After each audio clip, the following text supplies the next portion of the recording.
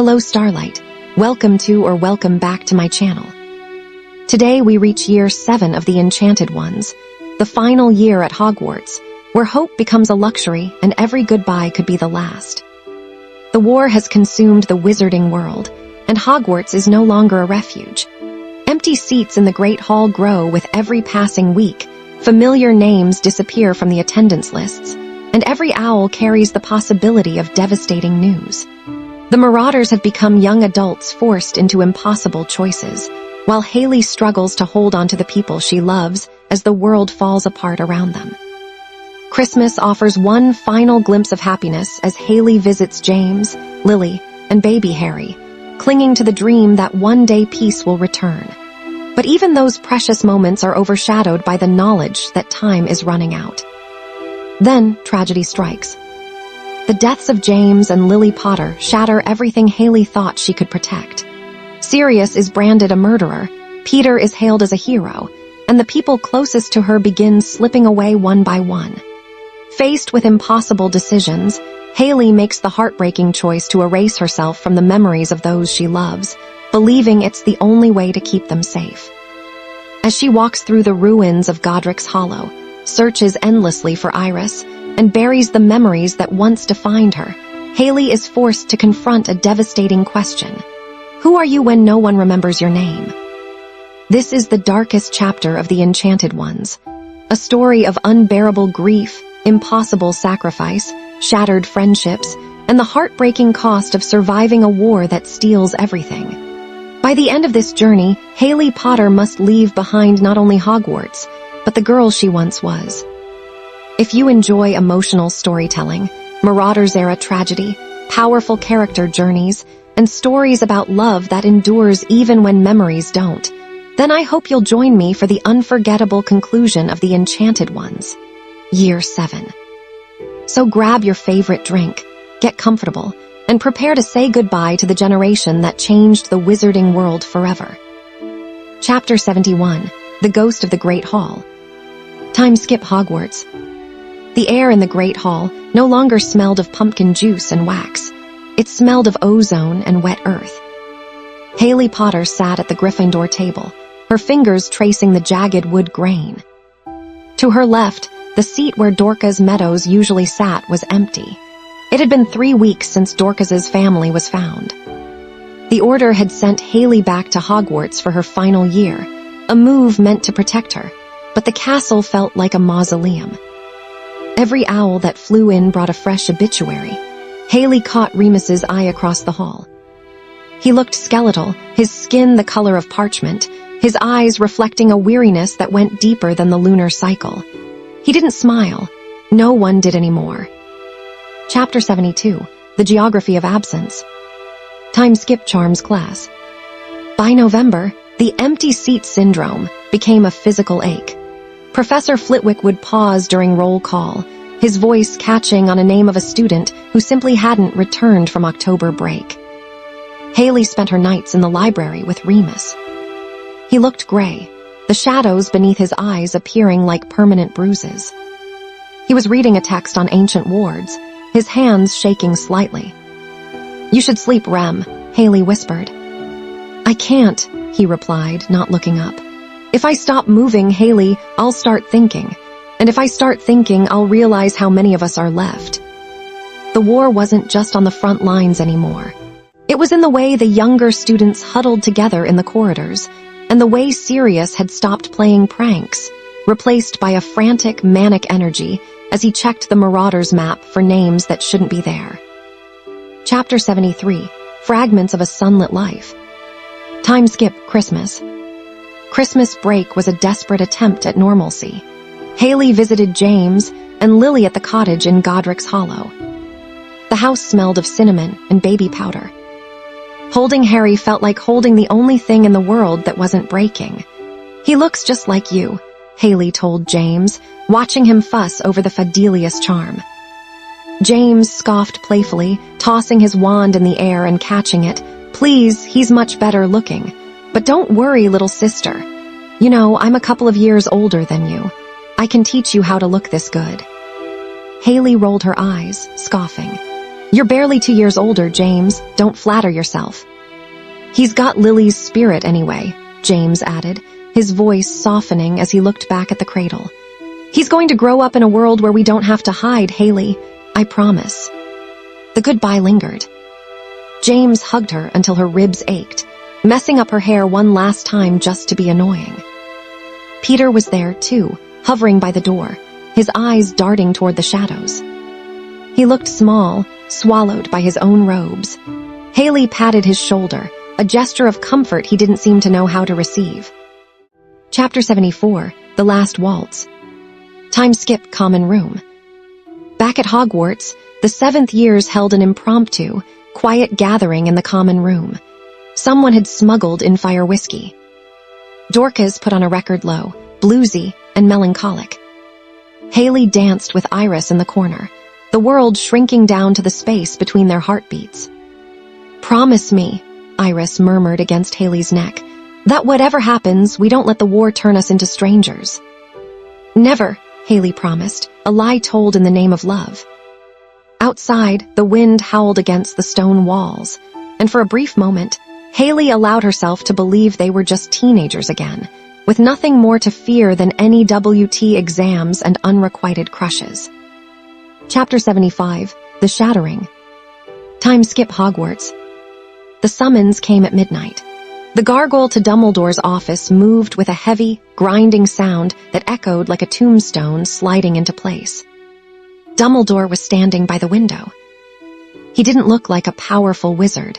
He looked like an old man burdened by the weight of 1,000 tragedies. Hayley, he said, and the tone of her name told her everything. James and Lily. Her voice was a ghost's whisper. Fallen, Dumbledore said. The boy, Harry, he survived. The world tilted. Dumbledore continued with a litany of horrors. Sirius arrested for mass murder. Peter, blown to pieces, a hero's finger the only thing left. Iris, hearing the news from a portrait, had collapsed into her cat form and fled into the forbidden forest, a streak of ginger fur lost to the dark. Then came the explosion. It wasn't a spell. It was the raw, jagged edge of Hayley's soul tearing open. The windows of the headmaster's office shattered outward in a rain of diamond-sharp glass. Every candle erupted into a pillar of white flame before dying instantly. Books leaped from the shelves, pages fluttering like the wings of dying birds. The castle itself groaned, a low, tectonic vibration of grief. Hayley fell to her knees, her lungs seizing. Dumbledore placed a bundle in her arms. Harry. He was warm, smelling of home, a cruel contrast to the cold ash in her chest. Sirius didn't do it, she choked out into Harry's blanket. He couldn't, he loved him. Peter wouldn't.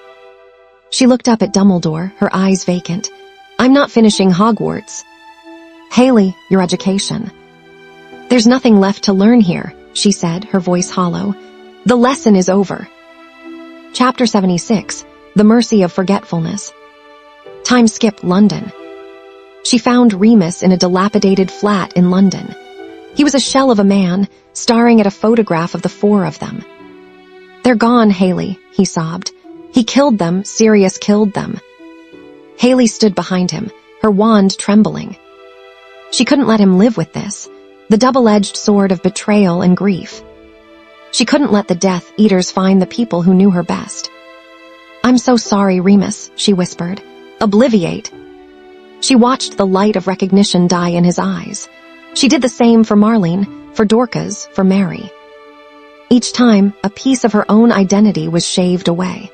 She watched them look at her with the polite curiosity of strangers. She was a girl in a cafe, a face in the crowd. She was nobody. Chapter 77, The Geography of Ruin.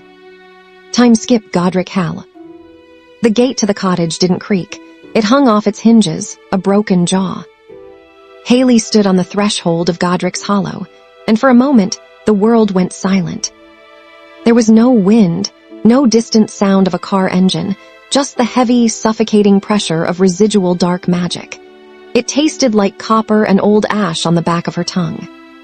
She stepped over the threshold. The floorboards, once polished and warm under Lily's feet, were now splintered and covered in a fine layer of plaster dust.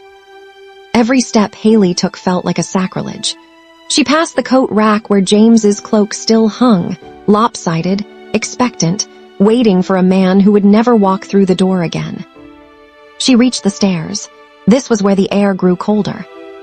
She could see the scorched marks on the wood where the curse had rebounded, a jagged scar that tore through the physical reality of the home. Hayley didn't want to go up, but her feet moved with a morbid, magnetic pull. The nursery was a kaleidoscope of devastation. The crib was still there, sitting in a pool of moonlight that felt too bright, too clinical for what had happened here.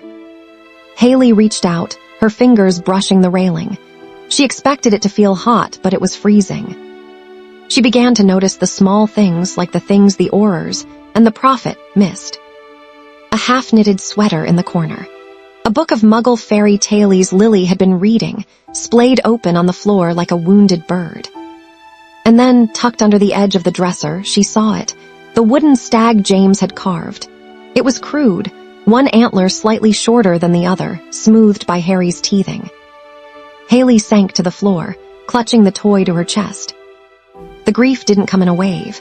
It came as a slow, rhythmic crushing of her ribs. She pressed her forehead against the cold wood of the dresser and hummed a low, broken tune, the lullaby Lily used to sing. "I'm sorry," she whispered into the empty room. "I'm so sorry I wasn't here. I'm sorry I didn't see the shadow behind Peter's eyes. I'm sorry I let Sirius walk away that night." She stayed there for hours, as the moon tracked across the sky. At one point, she looked toward the window and saw a shadow in the garden. A dog, large, shaggy, and motionless. It stood among the dead hydrangeas, its eyes fixed on the nursery window. Hayley's heart stuttered. "Sirius." She scrambled to the window, throwing it open. "Sirius," she choked out. But the garden was empty. There were no paw prints in the frosted grass, no sound of retreating movement. The mist swirled where the shape had been, mocking her. She realized then that she was hallucinating the ghosts she missed most. The trauma was rewriting her reality, painting silhouettes of her brothers in the fog. She pocketed the wooden stag, stood up, and walked out of the house without looking back. If she looked back, she knew she would never leave.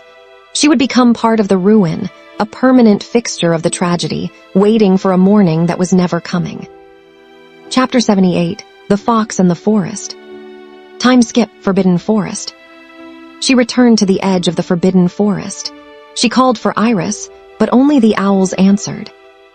Iris was gone, lost to the animal instinct that takes over when the human heart becomes too heavy to carry. Hayley sat on a mossy log, the silence of the highlands pressing in on her.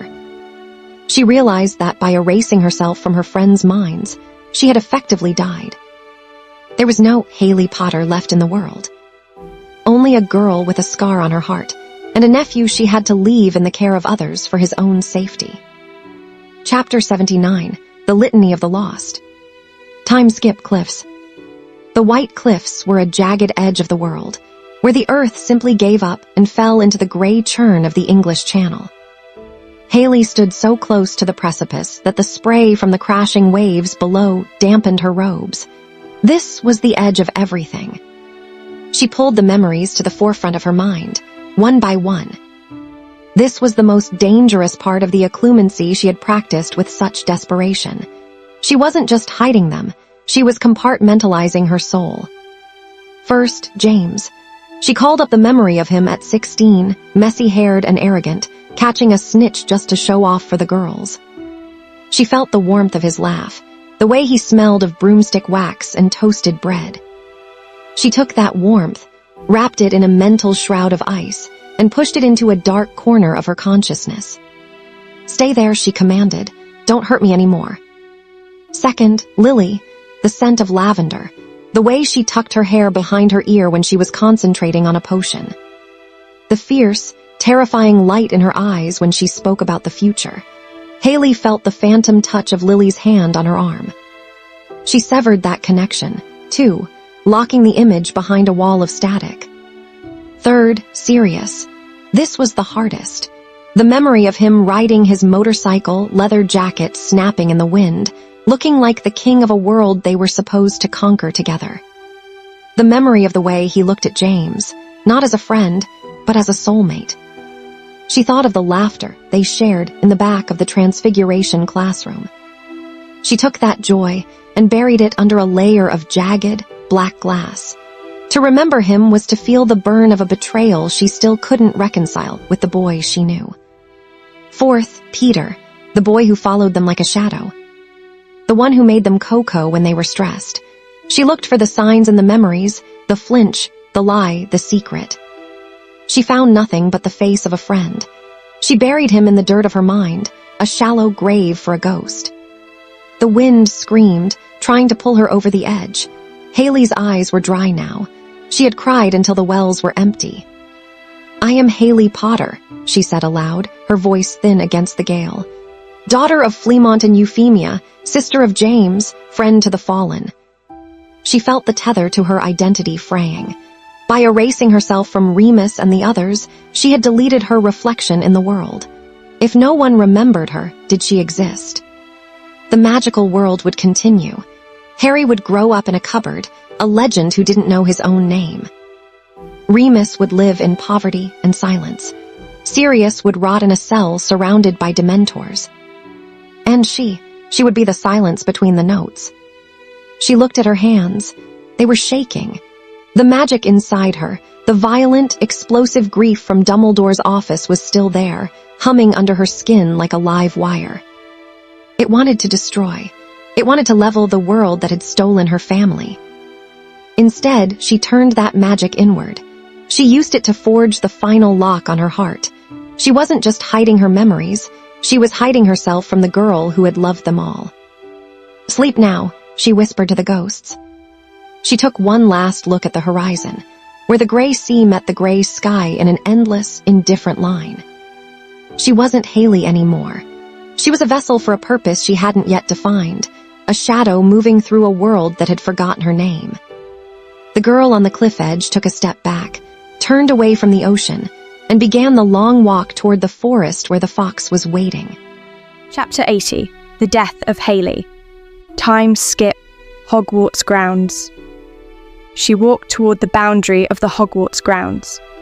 She didn't look back at the towers. She didn't look back at the life she had spent 7 years building. With a shuddering breath, Hayley let her human form slip away. Her bones shifted, her skin grew fur the colour of autumn leaves, and her perspective dropped to the forest floor. The fox didn't feel grief. The fox didn't feel betrayal. The fox only knew the scent of the rain and the need to run. The fox turned and vanished into the darkness of the trees, leaving the world of men and magic behind. The war was over for some, but for the girl who wasn't there, the long, cold winter had just begun.